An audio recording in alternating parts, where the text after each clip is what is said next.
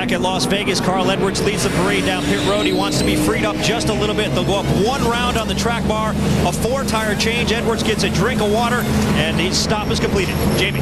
And Kevin Harvick in the middle of your screen there in the 33 says he just couldn't get going on that last stop. He was too loose. He said it gets better in the long run. 4 tires and fuel. Dave? Brian Vickers was running third. He said his car was neutral to slightly tight. 4 tires track bar adjustment. Up ahead of him, Denny Hamlin gives up the 4th position. He hasn't taken tires since his lap 7 spin. He'll put Sunoco fuel in, get a slight track bar adjustment. He said, don't go too far. 4 tires. Race off of pit road. Carl Edwards, who wanted the adjustment a little too tight. Same with Vickers. You see Harvick. They all stayed in position. And Justin Allgaier up 1 position. Carl Edwards, guys, getting it done on pit road. Remember that final pit stop at California a week ago? They were able to beat the 18 car out. Well, they're getting it done again today, even under the caution flag. Good job, guys. Back with the green flag here in the Samstown 300 in a moment.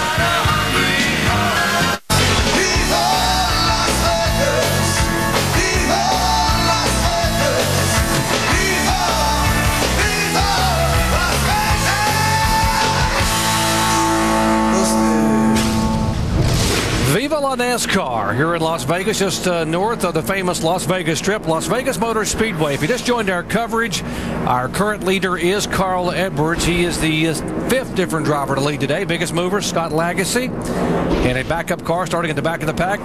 And how about Justin Allgaier, the rookie driver, currently being shown 5th overall.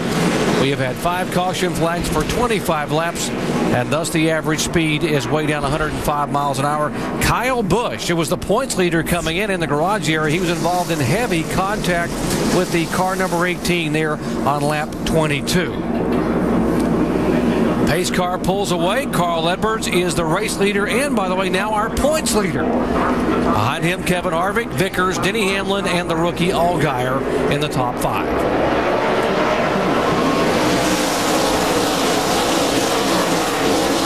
Harvick trying to make a move here quick down into turn 1. Looks like he's going to get clear of Carl Edwards off turn 2. See Mike Bliss in the picture. He's the first car 1 lap down. Looking back, you see just behind Carl Edwards is Ryan Vickers. He's a lot closer to these guys. His car was really fast here the last couple of runs.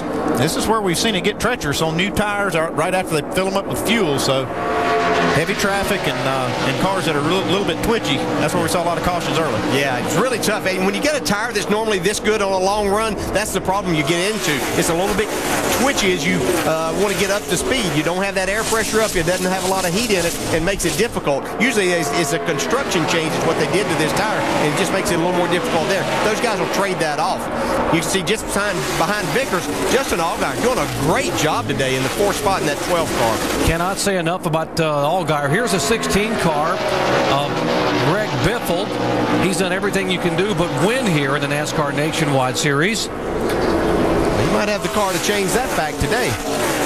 Brought out the old lucky car. In fact, this car 16 he's driving. The last time he won a nationwide race in February of 2006, it was driving this car at California. He's made a nice recovery from that pit road speeding incident. Carl Edwards looking for the lead. He's working that little higher line in turn 4. Got a little run on Harvick. So he's doing it again here in 1 and 2. Harvick's been pretty much committed to that bottom groove. See, he gets a nice run off, but Edwards carries a little bit more speed. Right through 3 and 4, the last lap, Carl worked that higher line. You can see him right there, working just up out of that groove, or just to the higher part of that groove. Gets that momentum coming off the corner, trying to close in on Harvick. And you can see looking back there that Allgaier was also trying to sneak to the inside of Vickers to take the 3rd spot away.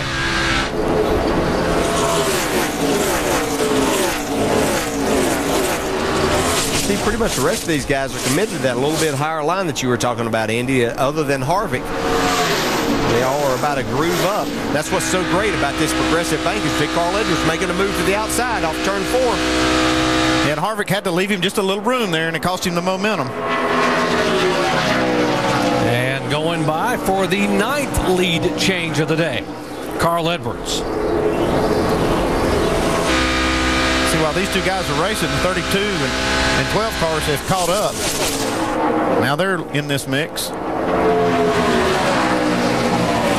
think Biffle and Kevin Harvick, Carl Edwards and Kevin Harvick have the two best cars. Biffle might be a little better on a longer run. It'll be interesting to see.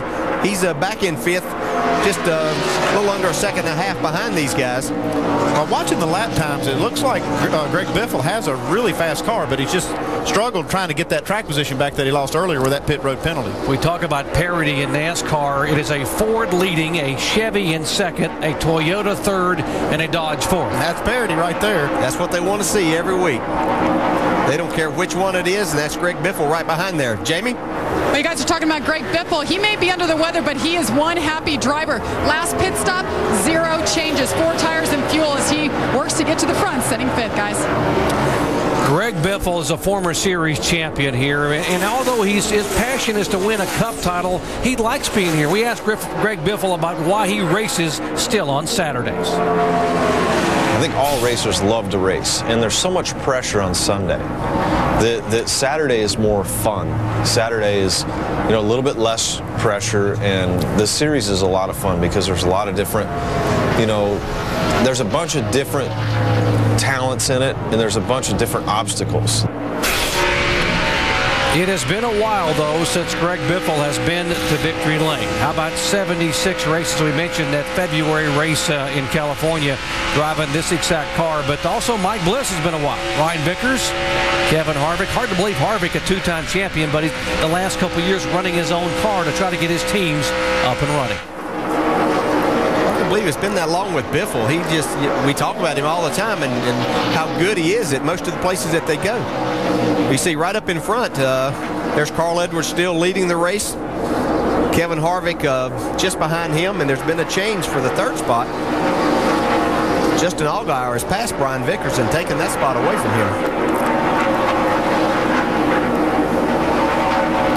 We see Edwards just tiptoeing beneath the lap car. They're being very careful after all the spins we've seen there coming off the turn. There is Allgaier, the rookie.